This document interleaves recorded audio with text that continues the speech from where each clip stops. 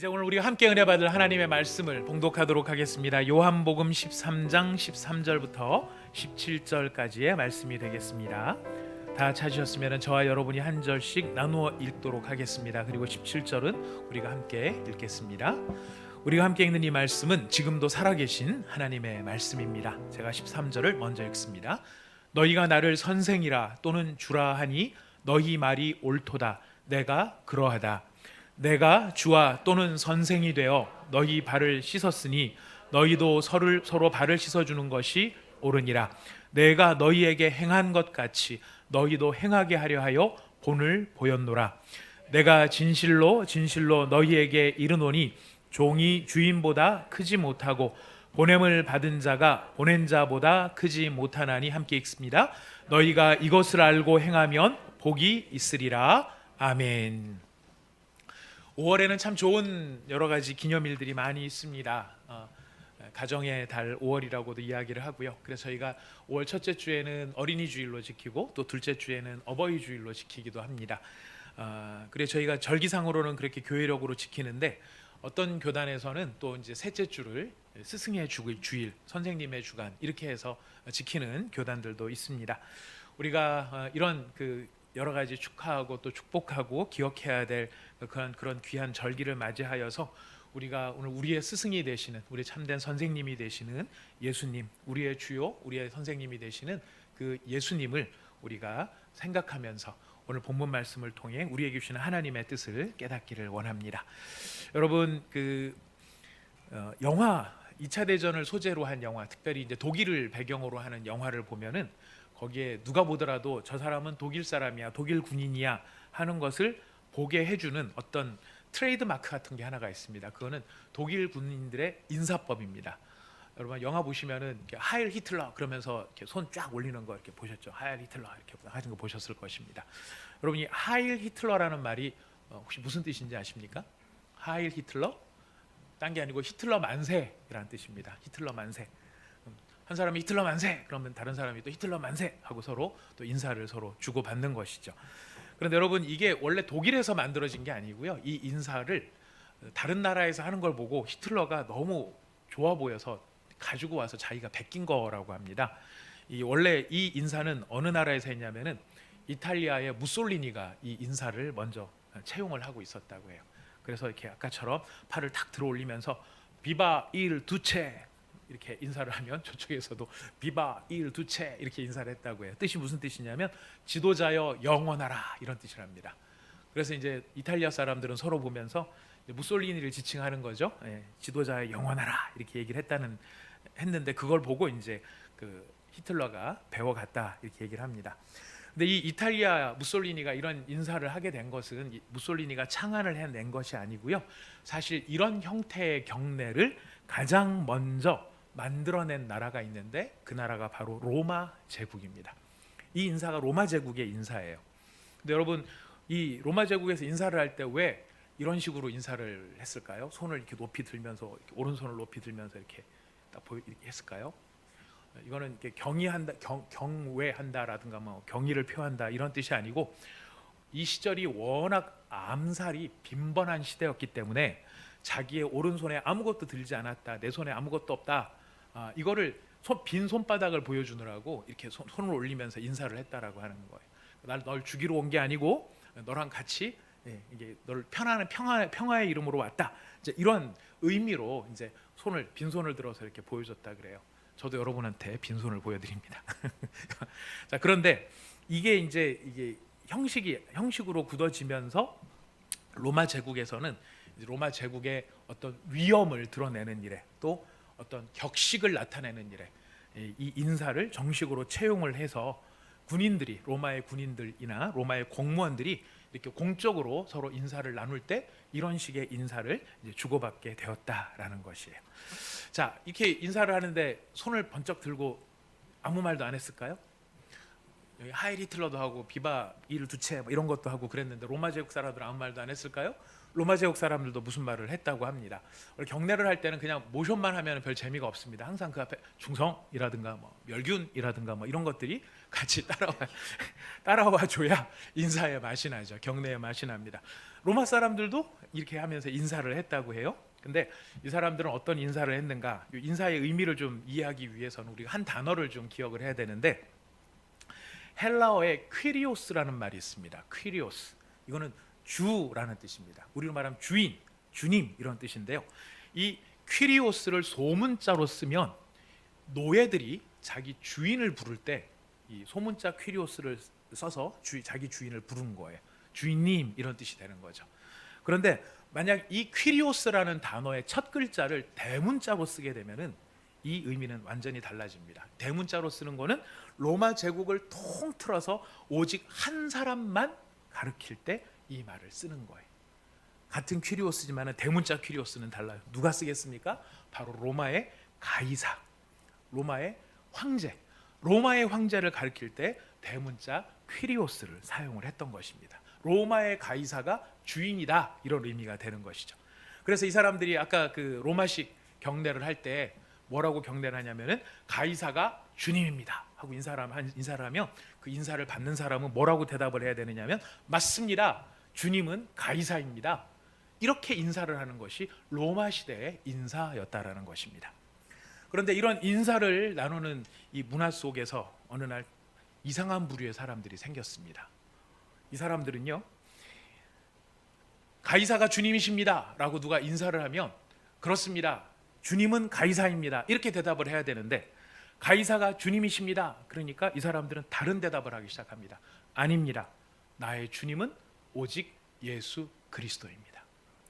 이 대답을 하는 사람들이 생겨났다라는 것이에요. 이 말은요, 그리스도인들은 다른 권세, 황제의 권세가 아니라 다른 권세에 복종하고 있는 사람들이라는 뜻이고요. 그들의 삶에 있어서는 황제보다 예수 그리스도가 자신들에게는 더 중요한 사람이다라고 하는 것을 그들은 공개적으로 나타내기 시작했다라는 것이에요. 그래서 여러분 아마 들어보신 목사님이신데 후안 카를로스 오르티즈라고 하는 그 브라질 목사님이 계신데, 그 목사님이 이렇게 설명을 하세요. 이 나의 주님, 가이사가 나의 주인이 아니고 예수님이 나의 주님이십니다라고 하는 이 말은, 황제여, 당신은 우리를 당신 마음대로 할 수 있습니다. 그러나 우리가 만약 누군가를 선택해야만 한다면 우리는 예수님과 함께 하겠습니다. 우리는 우리의 삶을 예수님께 맡겨왔기 때문입니다. 그분이 으뜸이시고 그분이 최고이시고 그분이 진정한 퀴리오스, 우리를 다스리는 권세자입니다. 이 의미가 여기에 담겨 있었다는 것이. 그러니 로마 황제 입장에서는 이 고백이 왜 저것들이 왜 나한테 경례를 안 해? 이런 차원으로서가 아니라, 아니 나의 권세 외에 또 다른 권세를 주장을 한다고? 이 로마 제국에서 가장 정점에 서 있는 이 황제 말고 다른 존재한테다가 충성을 다한다고? 그런 일은 있을 수 없어 라고 정의를 내린 것이죠. 그래서 예수님은 나의 주님이십니다. 이 헬라어로 말하면은 퀴리오스라고 하는 말과 뒤에 예수라는 말이 예수스라고 표현을 하거든요. 그래서 퀴리오스 예수스, 주님은 예수님입니다. 이 한마디의 고백 때문에 수많은 그리스도인들이 로마의 콜로세움의 형장에서 야수의 밥, 맹수들의 먹이로 사라지기도 했고요. 무사들의 노예로 팔려서 일평생 비극을 경험하기도 했습니다. 다시 말하면 나의 주님은 예수 그리스도이십니다 라는 이 고백은요, 초대교회 모든 크리스찬들이 자신의 목숨을 걸고서라도 기꺼이 하고 싶어 했던 바로 그 고백, 예수님은 나의 주인이십니다. 바로 이 고백이 퀴리오스라는 말 속에 담겨 있는 것입니다. 이 얘기를 들은 황제가 아까 말씀드린 정말 많이 불쾌하니까 이 제국 안에서 모든 것의 주인은 누구예요? 로마 제국 안에서 모든 것의 진정한 주인, 소유자는 황제이기 때문에 황제들은 너의 주인은 내가 돼야 되는데 나 말고 다른 주인이 있다고 가만둘 수 없는 거죠. 여러분 6.25 때 우리나라 목사님들이 이렇게 공산당한테 많이 순교를 당했어요. 순교당한 이유가 뭔지 아세요? 1번 잘생겨서 걔네들보다 그런 걸까요? 순교당한 이유가 뭐 우리나라 6.25 때뿐만 아니고요, 모든 이 현대사에서 보면은 공산주의 사상이 들어간 나라에서는 기독교를 반드시 박해를 했었어요. 그 이유가 뭐냐면 공산주의에 있어서의 핵심은 뭐냐면 모든 인민의 주인은 당이에요. 당이 모든 것을 관장하는 거예요. 직업도 어디 뭐 먹는 것도 어떤 공부하는 것도 너는 여기서 해, 너는 저기서 해. 이 모든 것을 관장하는 것이 그 주권이 당에 있는 거예요. 그 모든 게 다 주인이 당인데 기독교인들은 지금 뭐라고 얘기를 하는 거예요? 아니에요. 당신들이 주인이 아니에요. 나의 주인은 예수예요라고 이야기를 하는 거죠. 그러니 우리 순교 그 관련된 뭐 이렇게 연극이나 성극 같은 것도 여러분 많이 보시면은 그 예수님 사진을 앞에다 갖다 놓고 네가 살고 싶으면은 어떻게 해라? 밟고 가라. 침을 뱉어라. 그 무슨 뜻이죠? 그냥 예수님의 초상화에다가 침을 뱉고 그 사진을 발로 밟는 이런 행위적인 문제가 아니라 거기엔 고백이 담기는 거예요. 어떤 고백? 네 주인이 예수가 아니라는 걸 인정해라라는 거예요. 네 주인은 예수가 아니고 이제부터는 당이 너의 주인이다. 그 사실을 인정하라는 것이 바로 그 순교의 과정 속에 일어났던 일이에요. 그러나 그리스도인들은 어떠합니까? 내 참된 주인은 오직 누구밖에 없으신 거예요? 예수님밖에 없으신 거예요. 이 퀴리오스라고 하는 말이요, 처음에는 이렇게 대단한 의미로 쓰였던 게 아니고 이게 이제 영어로 보면은 약간 sir, yes sir 할 때 sir 같은 그런 느낌, 약간 존중해지는 그런 느낌으로 이 용어가 쓰여졌다고 해요. 그러다가 예수님이 오시기 한 100년 전쯤에, 주전 한 1세기쯤에 이제 사람들이 퀴리오스라는 용어를 좀 더 고급스러운 사람들한테, 귀족들한테, 아니면 좀 이렇게 권위 있는 사람들한테 전용어로 붙여주기 시작을 하다가 마침내는 이 주전 64년 정도, 그러니까 예수님 오시기 한 60년 전쯤에 이 퀴리오스라는 말이 공식적으로 왕들을 지칭하는데 사용이 되기 시작을 했대요. 그래서 이거를 가장 잘, 아주 퀴리오스라는 말이 왕이라는 뜻으로 아주 자기 이 공식 직함으로 이 채택을 한 사람이 누구냐면 우리가 잘 아는 클레오파트라랑 연문이 났었던 사람이 있죠. 남의 얘기라 잘 모르시나요? 예, 바로 아우구스투스 혹은 시저라고 불리웠던 바로 그 사람이 자기를 뭐라고 불렀냐면 데오스 카이 퀴리오스라고 불렀어요. 하나님이요 주, 나는 누구냐? 로마에 있어 나는 신이요 주다라고 선포를 한 것이었어요. 여러분 사도행전에 보면은 간다게라고 하는 여자가 등장을 하는데 혹시 들어보셨나요? 간다게. 이 간다게가 누구냐면 이디오피아 내시가 예루살렘에 왔다가 예배를 드리고 돌아가는 길에 빌립을 만나가지고 전도를 받아갖고 그리스도인이 됩니다. 근데 바로 그 내시가 누구의 내시였냐면은 간다게라고 하는 여왕의 내시였어요. 이 간다게라고 하는 사람을 뭐라고 불렀느냐면은 퀴리아라고 불렀어요. 퀴리오스의 여성형이 퀴리아인 거예요. 그래서 이 간다게 여왕을 지칭을 할 때, 여주인을 지칭을 할 때 퀴리아라는 말을 썼던 것이죠. 그러니까 이 퀴리오스라는 말은 이제 대문자로 사용이 됐었을 때는 바로 아주 존엄하신 절대적인 존엄자를 이야기할 때 바로 퀴리오스라는 말을 썼어요. 그래서 로마의 황제들이 그 이후로 이 퀴리오스라는 말을 굉장히 애용하는데요. 이 말을 애용했던 대표적인 여러 사람들이 있어요. 칼리굴라 들어보셨죠? 네, 칼리굴라도 자기를 퀴리오스라고 불렀고, 네로의 비문에는 뭐라고 되어 있느냐면은 세상 모든 사람들의 주, 세상 모든 사람들의 퀴리오스 네로라고 써붙여놨어요. 거기다가 도미티안이라고 하는 황제도 자기한테 바로 이렇게 자기는 주다, 퀴리오스다 이런 이야기를 붙였어요. 그러니까 황제들이 생각할 때 퀴리오스라는 말이 절대 권력을 가진 절대 주인이라고 하는 그런 강력한 의미의 말이 바로 이 퀴리오스라는 말에 담겨 있었던 것입니다. 자, 그러다 보니 이런 황제가 등장하기 전에 이제 구약 성경을 번역해야 될 일이 있었어요. 원래 구약 성경은 히브리어로 기록이 되어 있었는데 이 히브리어로 된 말을 이제 예수님 오시기 전에 몇백 년 전에 이제 그 당시에 공용어, 우리로 말 지금의 영어 같은 그 당시에 공용어가 뭐냐면 헬라어였어요. 그래서 히브리어로 된 성경을 헬라어로 바꿔야 되는데 그렇게 헬라어로 번역된 성경을 뭐라고 부르냐면은 70인경이라고 불러요. 그거는 이제 이 번역하는 사람들을 유대 랍비 70명, 72명이라는 설도 있고 74명이라는 설도 있는데 아무튼 하여튼 70명 정도가 모여서 번역을 했기 때문에 70인경이라고 되어 있는데 이 사람들이 구약에 나오는 하나님, 구약에는 신성 문자 네 글자의 문자, 하나님의 이름이 네 글자로 되어 자음 네 글자로 되어 있는데 그 이름을 부르지 않았어요. 부르지 않고 그냥 쓰기만 했어요. YHWH라고 하는 그 음가를 가지고 있는 말인데 그걸 이제 우리는 여호와라고 부르고 어디에서 야훼라고도 부릅니다. 바로 그 여호와 창조자이시고 전 우주와 인류의 주인이 되실 뿐만 아니라 우리가 살고 죽는 생명과 사망의 주인이 되시는 주님이라는 뜻을 가진 그 여호와라고 하는 그 말을 번역할 때 어떤 말을 썼을까요? 분위기를 보니까 퀴리오스예요. 그래서 구약 성경에 6,000번 이상 하나님을 가리키는 말이 바로 이 퀴리오스라는 말로 등장을 하게 됩니다. 그래서 이 퀴리오스라는 말은 굉장히 권위적인 말이 되기 때문에 성경에 있어서 사람들에게 선포되어지는 황제의 칙령 그 이상의 무게감을 가지고 권위를 가지고 그 말씀이 주어질 때 어떻게 표현되느냐면은 주께서 말씀하셨다. 헬라어로 보면 퀴리오스께서 말씀하셨다. 이렇게 끝이 나는 거죠. 여러분 우리 성경에 보면 로마서를 한번 찾아보겠습니다. 오늘 저희가 총 8구절을 찾게 되는데요. 여러분 지금 2구절을 먼저 찾습니다. 로마서 12장 19절 말씀을 한번 찾아보겠습니다. 로마서 12장 19절 말씀.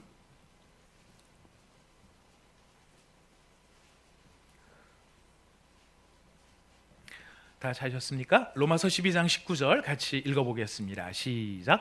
내 사랑하는 자들아 너희가 친히 원수를 갚지 말고 하나님의 진노하심에 맡기라. 기록되었으되 원수 갚는 것이 내게 있으니 내가 갚으리라고 주께서 말씀하시니라. 아멘. 성경 말씀은 우리한테 이렇게 주어지고 야 내가 이게 하나님의 뜻이니까 너희들 살펴봐서 할 만한 거는 좀 지켜보고 못하는 거는 할 수 없지 뭐 못하는 걸로 지나가고 나한테 내색은 하지 마라 뭐 이렇게 해서 주신 말씀이 아니라는 거예요. 성경 말씀이 하나님의 말씀으로 우리에게 주어질 때는 황제의 칙령 그것보다 더 무게감을 가지고 이것은 하나님께서 하신 말씀이기 때문에 반드시 그 말씀을 기억하고 지켜야 되는 것이 바로 주께서 말씀하셨으니 라는 말 속에 담겨있는 권위였다라는 것입니다. 근데 지금 여기서 로마서에서 보니까 지금 주께서 권위를 가지고 뭐라고 말씀하세요? 너희가 친히 원수를 갚지 말고 하나님의 진노하심에 맡겨라. 원수 갚는 것은 하나님께 있는 것이다. 알았지? 할 수 있으면 꼭 해봐. 그게 아니고 이렇게 된 이상에는 어떻게 해야 됩니까? 절대로 이 말씀을 순종하고 주께서 하시도록 우리가 엎드려지는 것, 이것이 퀴리오스가 말씀하시니라 라고 하는 말 속에 담겨있는 권위라는 것입니다. 여러분 고린도후서 6장 16절을 한번 찾아가 보겠습니다. 고린도후서 6장 16절 말씀이에요. 16절부터 18절까지 우리 같이 한번 읽어보겠습니다. 고린도후서 6장 16절에서 18절 함께 읽습니다. 시작. 하나님의 성전과 우상이 어찌 일치가 되리요? 우리는 살아계신 하나님의 성전이라. 이와 같이 하나님께서 이르시되 내가 그들 가운데 거하며 두루 행하여 나는 그들의 하나님이 되고 그들은 나의 백성이 되리라. 그러므로 너희는 그들 중에서 나와서 따로 있고 부정한 것을 만지지 말라. 내가 너희를 영접하여 너희에게 아버지가 되고 너희는 내게 자녀가 되리라. 전능하신 주의 말씀이니라 하셨느니라. 아멘. 이스라엘 백성들에게 나는 너희 하나님이 되고 너희는 나의 백성이 되리라. 이스라엘 백성들에게 나는 너희에게 아버지가 되고 너희는 내게 자녀가 되리라. 이 말씀이 권위 있는 말씀, 권세 있는 말씀은 그게 누가 하신 말씀이기 때문입니까? 퀴리오스께서 주께서 하신 말씀이기 때문에 그 말씀은 권세가 있는 말씀인 것입니다. 그래서 신약 성경에 보면 예수님은 하나님 아버지를 뭐라고 부르셨냐면 하늘과 땅의 퀴리오스라고 부르셨어요. 예수님께서 하나님 아버지를 부르실 때 뭐라고 부르셨다고요?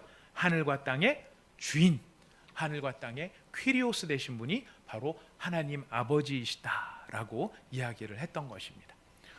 예수님께서 하나님 아버지를 표현하셨던 것이죠.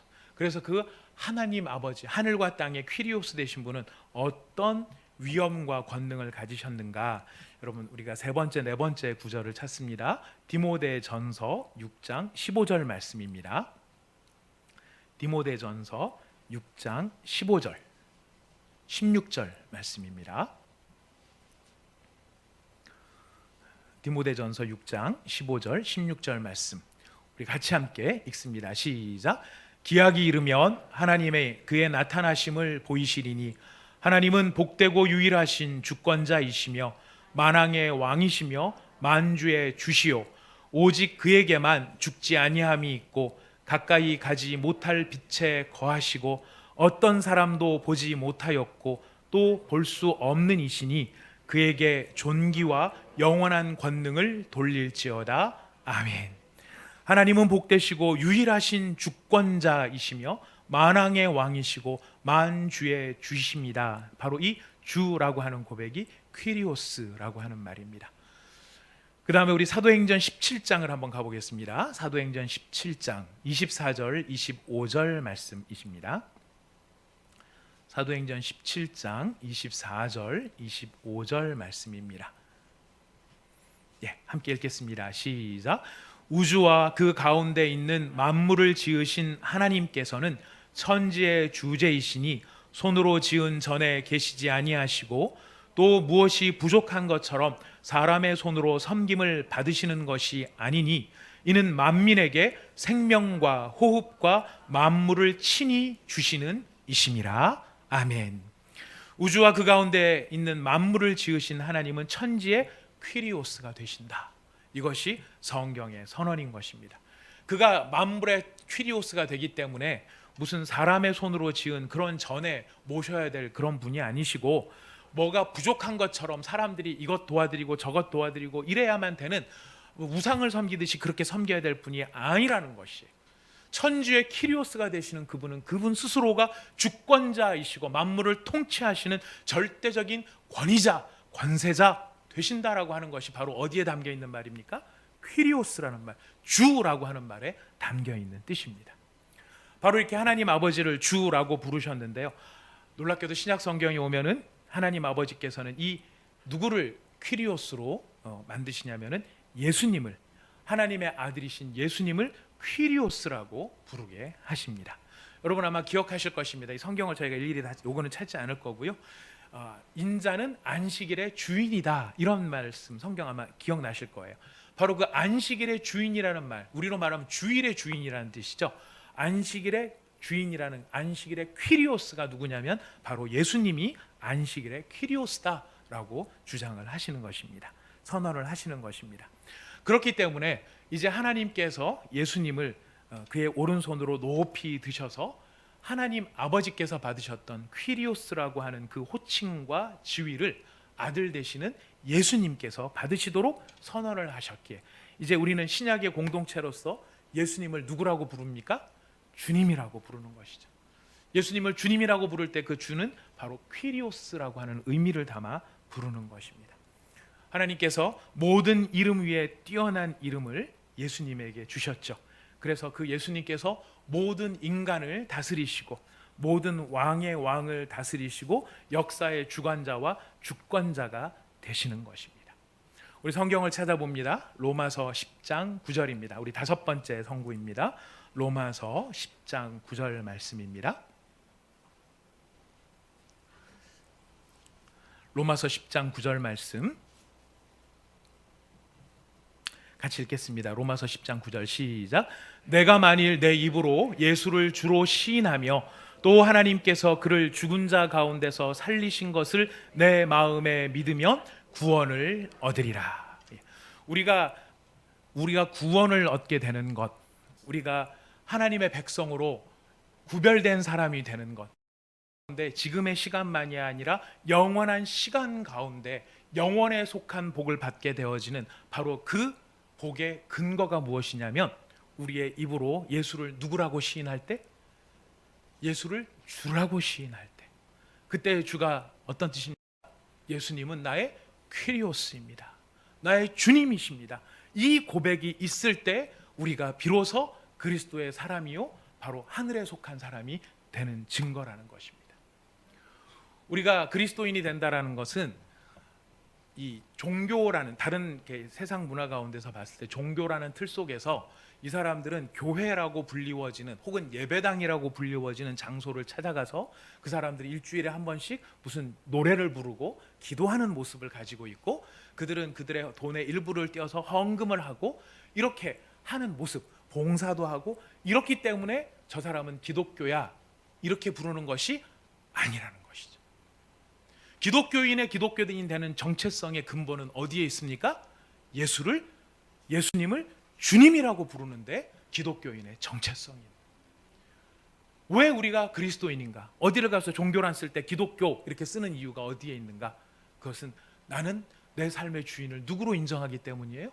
예수로 인정하기 때문에.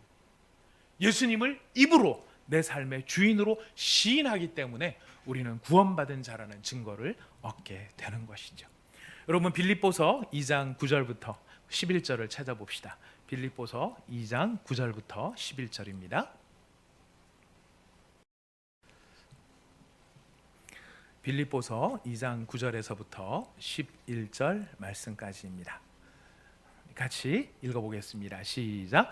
이러므로 하나님이 그를 지극히 높여 모든 이름 위에 뛰어난 이름을 주사 하늘에 있는 자들과 땅에 있는 자들과 땅 아래에 있는 자들로 예수의 이름에 꿇게 하시고 모든 입으로 예수 그리스도를 주라 시인하여 하나님 아버지께 영광을 돌리게 하셨느니라. 아멘.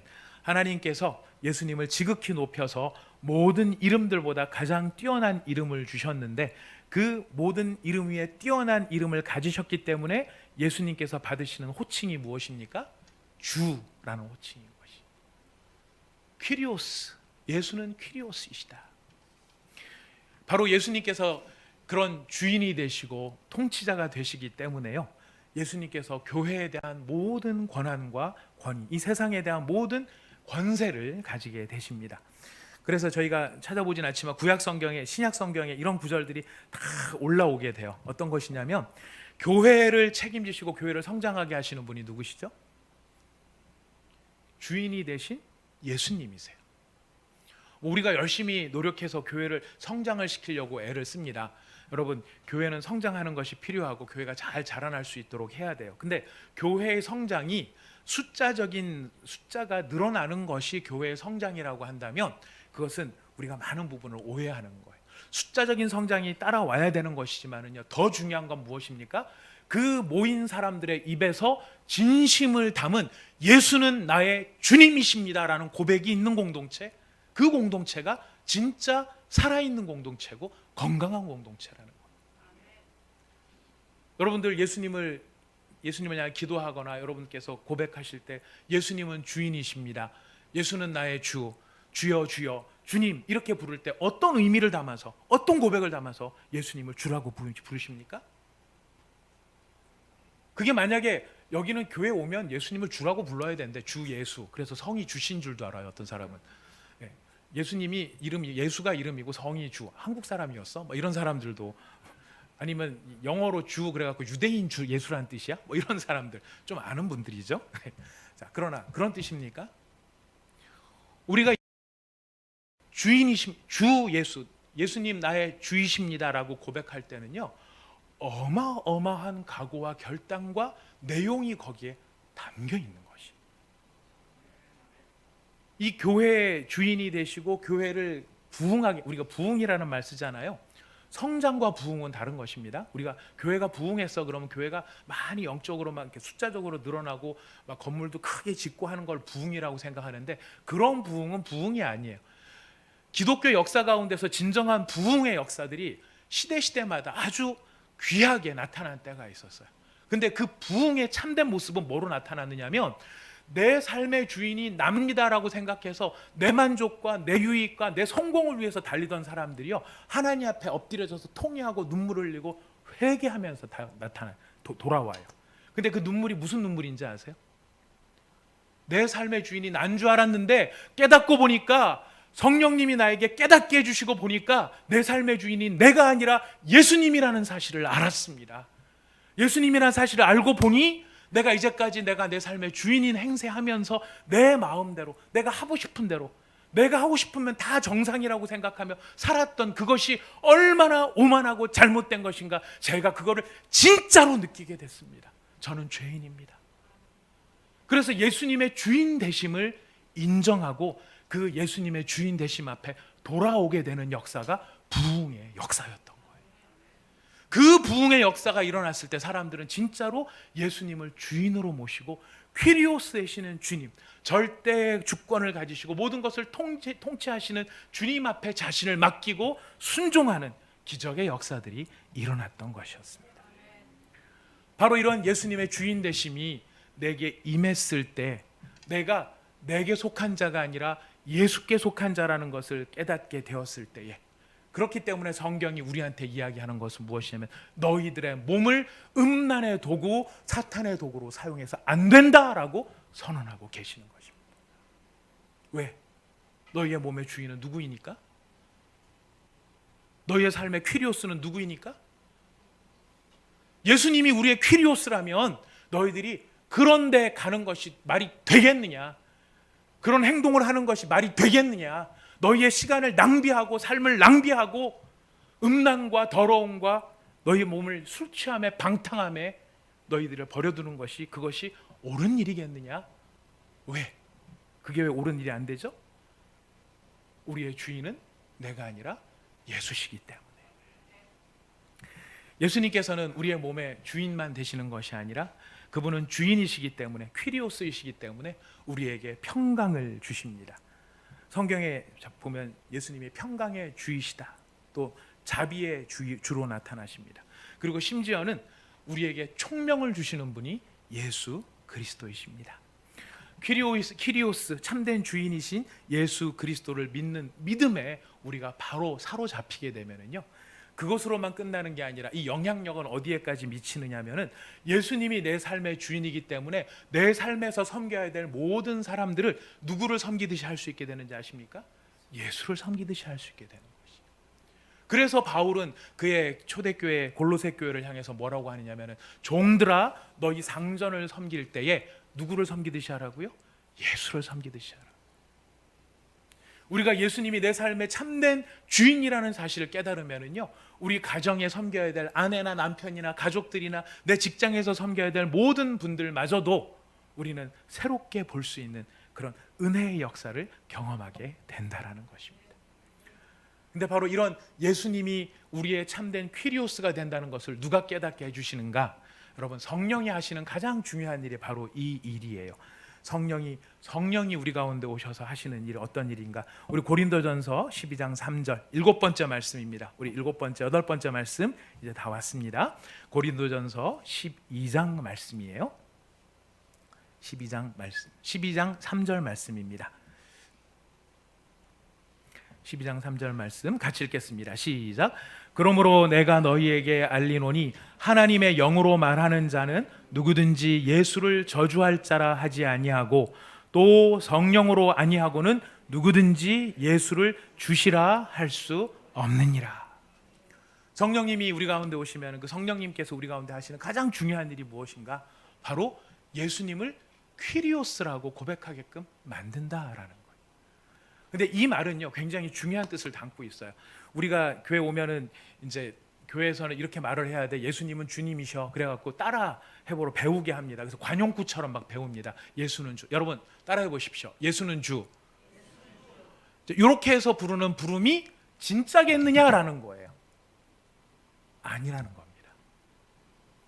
성령님께서 오셔서 우리의 내면의 영혼 가운데 오셔서 예수께서 어떻게 온 우주의 참된 주인이 되시는지, 그가 어떻게 권세자가 되시는지, 그가 어떻게 모든 만물의 중심이 되시는지를 진정으로 깨닫게 해주실 때, 그 깨달음으로 말미암아 우리의 영혼 가운데서 터져나오는 고백이 무엇이냐면, 예수는 주인이시다라는 거예요. 이 고백을 만드시는 것이 성령이 하시는 일이라는 것이에요. 여러분, 그리고 이 고백이 있어야 우리가 진짜 예수의 사람이 될 수 있다는 것입니다. 성령께서 오셔서 이 일을 하실 뿐만 아니고요. 우리 한 군데 더, 이제 마지막입니다. 고린도후서 3장 17절 말씀입니다. 고린도후서 3장 17절 말씀이에요.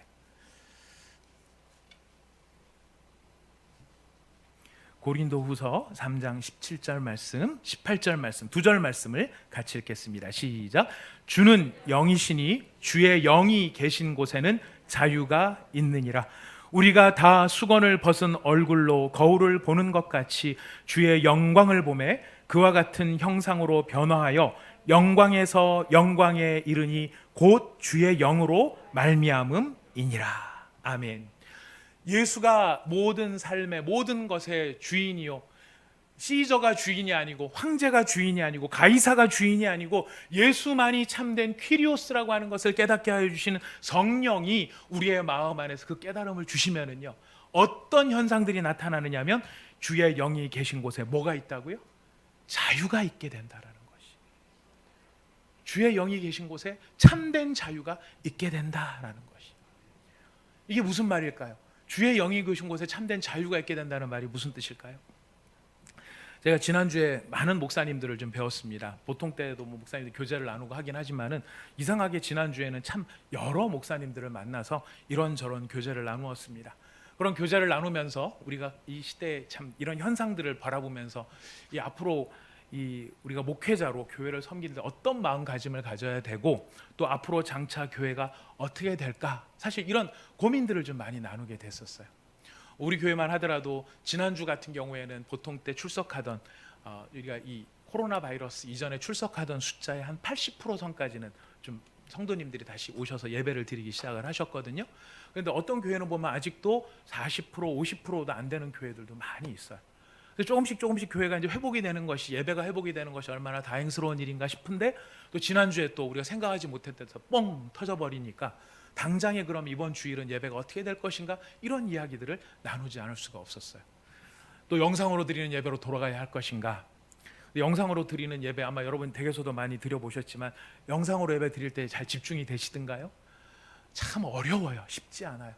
어른들도 쉽지 않아요. 그래서 우리 이 다른 교회, 좀 큰 교회 주일학교 하시는 목사님 얘기를 들어보니까 큰 교회는 좀 여러 상황이 좋잖아요. 장비도 좋고 막 콘텐츠도 좀 뭐 근사하게 할 수 있고 막 이래가지고 한 30분 영상을 만들어 놓은데, 정말 저희가 보면은 정말 이런 교육 받으면 좋았겠다 싶었는데, 요즘 애들은 문제가 뭐냐면 틀어놓으면 2분을 안 본다는 거예요.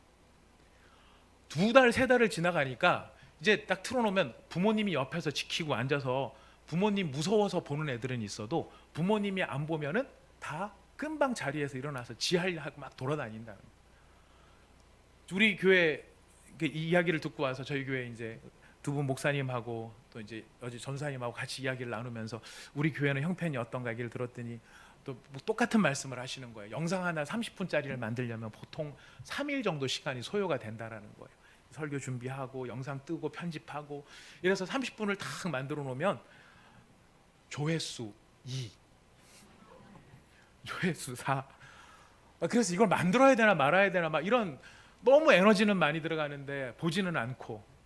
근데 저희가 속상한 게 뭐냐면 보지 않는다, 걔네들이 안 본다라는 게 속상한 게 아니라, 이렇게 되면은 우리가 정말 간직하고 우리가 정말 전해야 될 가장 중요한 것, 예수님께서 모든 만물의 주가 되신다는 이 사실을 어떻게 전할 수 있을까?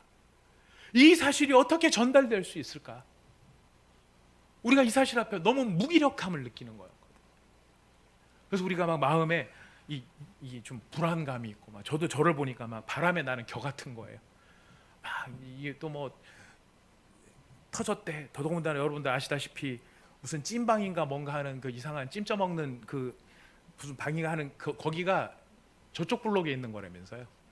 저는 애써 막 다른 목사님들한테 그랬어요. 그래도 우리는 블록이 틀려. 막 이러면서 블록이 틀려. 저건 길 한참 건너서야 막 얘기를 했지만, 그런 이야기가 턱 들려오면은 당장 성도님들이나 자녀를 가지신 우리 부모님들 같으면 또 교회를 가야 되나 말아야 되나, 이런 생각들이 얼마든지 우리 속에 있을 수 있는 거거든요. 뭐 이런 생각이 들면 마음이 막 저쪽으로 가서 처박혔다가, 또 그래도 뭐 좀 좋은 소식이 들리면 이쪽에 와 있다가, 이런 복합적인 이런 모습을 보면서 내가 지금 요동을 하고 있구나, 바람에 나는 겨 같구나 생각이 들었어요. 그런데요, 놀라운 회복의 은혜가 어디에 있었느냐면 바로 이 말씀이었어요. 주는 영이시니 주의 영이 계신 곳에는 무엇이 있다고요? 자유가 있다. 자유가 있다는 말이 무슨 뜻일까요? 더 이상 그런 것들이 나를 요동하지 못하게 만든다라는 것이. 더 이상 그런 여러 이야기들이 내 마음을 사로잡아서 지가 주인인 것처럼 주인 행세를 하지 못하게 만든다라는 것이. 누가 내 삶의 주인일 때, 예수님이 내 삶의 주인일 때, 예수님이 나의 퀴리오스일 때, 그분이 퀴리오스라면 더 이상 다른 것들이 내 삶의 주인 행세를 하지 못한다라는 것이. 그렇다면 이 교회를 책임지시는 분은 누구일까요? 예수 그리스도인 거예요. 이 모든 상황을 통제하시는 분이 누구이실까요? 예수 그리스도인 거예요. 이 예수님이 내 삶의 주인이시다라고 하는 이 어마어마한 고백은요, 우리의 삶의 모든 상황 속에서 우리를 요동하지 않고 우리를 모든 상황 속에서 자유하는 능력과 힘이 되게 하는 선포가 바로 예수는 나의 주라고 하는 말씀에 담겨 있는 것입니다. 마음속에 미움이 스물스물 이렇게 올라올 때가 있어요. 막 살다 보면 막 미움이 막 올라와요. 여러분 한번 그런 미움에 확 사로잡히면 어떻게 되죠? 모르는 척 하지 마세요. 다 알고 있어요. 괴로워요, 그죠? 그래서 그 미움이 나를 막 끌고 댕겨요. 그래서 저거를 어떻게 한번 후려쳐야 되나, 뒤에서 한번 찔러줘야 되나. 차마 그리스도인이 그렇게는 못하겠고 꾹꾹 참다가 한마디 말이라도 던져야 우리 속은 시원해집니다. 그렇게 미움이 우리의 마음을 지배할 때 우리가 선포할 수 있는 선언이 무엇이에요? 네가 내 마음의 주인이 아니라 예수가 내 마음의 주인이시다. 예수님이 퀴리오스다. 이것이 우리가 모든 상황 앞에 선포할 수 있는 힘이라는 것이. 욕정이 내 안에서 나를 유혹하고 욕망이 나를 끌어당기고 쾌락이 나를 붙잡아 당기고 이런 것들이 나를 사로잡으려고 할 때 우리가 선언할 수 있는 위대한 선언은 예수가 퀴리오스입니다. 예수가 주인이십니다. 미래에 대한 염려, 걱정 우리 가운데 다 있어요. 여기서 사업하시는 분들 계시고 직장 다니시는 분 계십니다. 근데 여러분 우리 마음의 염려가 무엇이에요? 이렇게 2달만 더 가면 앞으로 어떻게 될까?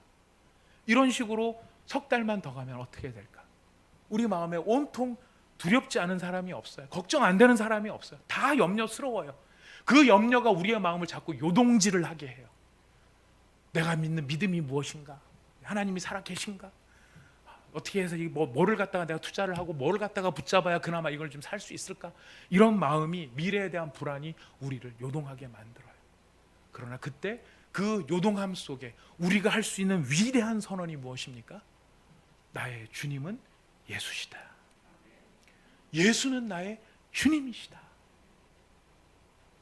우리 마음에 우울감이 찾아올 때, 우리 마음에 불안이 찾아올 때, 우리 마음에 염려가 찾아올 때 우리를 자유케 하시는 그분, 우리를 힘있게 하시는 그분, 그 모든 것도 나를 얽어매지 못하도록 우리에게 참된 자유를 주시는 바로 그 이름의 능력, 그 이름의 능력이 누구의 이름입니까?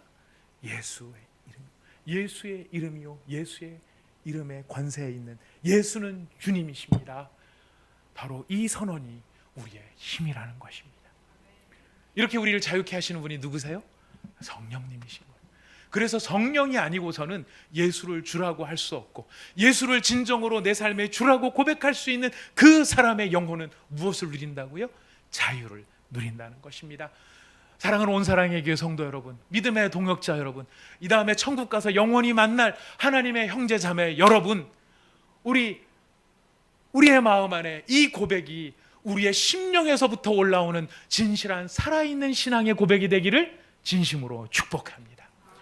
예수는 나의 주님이십니다. 주님은 예수님이십니다. 황제의 이름 앞에 굴하지 아니하고 가이사가 주인이고 주인은 가이사다 이렇게 외치는 그 사람들 앞에서도 두려움 없이 당당하게 힘있게 능력있게 선포할 수 있는 우리의 힘, 예수는 주님이십니다. 나의 주님은 예수님이십니다. 여러분, 이 고백이 바로 저의 고백이 되기를 원하고 여러분의 고백이 되기를 원하고 우리의 고백이 되기를 원합니다. 그래서 참 자유를 누리십시다. 말로만이 아니고요, 저도 열심히 기도하고 있습니다. 여러분 모두를 위해서, 또 저 자신을 위해서도 주님, 믿음이 흉내가 아니라 실제가 되게 하여 주십시오. 우리가 예수를 주라고 고백하는 그 고백이 입술에 머물러 있는 우리의 관용적인 표현, 익숙한 표현이 아니라 그의 이름을 부를 때 우리의 영혼과 마음에서부터 끓어오르는 살아있는 진짜 고백이 되게 하여 주십시오. 그 고백의 때가 이를 때 우리 교회는 진정한 부흥을 경험할 수 있게 될 것입니다. 여러분, 이 부흥 속에서 우리는 일어날 것이고요, 세상이 요동한다 할지라도 우리는 요동하지 않을 것입니다. 세상이 뒤 흔들린다 할지라도 우리는 바람에 나는 겨처럼 살지 않게 될 것입니다. 여러분, 이 고백, 우리 모두의 고백이 되기를 다시 한번 부탁드리겠습니다. 우리 같이 기도하겠습니다. 이 시간에 함께 기도하도록 하겠습니다. 우리가 예수님을 주라고 고백합니다. 주 예수 그리스도라고 고백합니다. 그리고 우리가 많은 찬양 가운데 예수는 주라고 이야기합니다. 여러분, 바로 이 고백이 여러분의 진실한 고백, 참된 고백이 되게 하시기를 우리 하나님 앞에 소원합니다. 성령님께서 우리 가운데 역사하심으로 우리의 마음에 정말 예수님이 온 천지 만물을 창조하신 분이시고 그분이 우리의 삶을 통치하시는 분이시고 내 모든 삶에서 경험하는 사건이 예수 그리스도 주 되신 예수님의 권세 아래서 일어나는 일이라는 것을 진짜로 인정할 수 있는 참된 믿음이 우리 가운데 있기를 원합니다.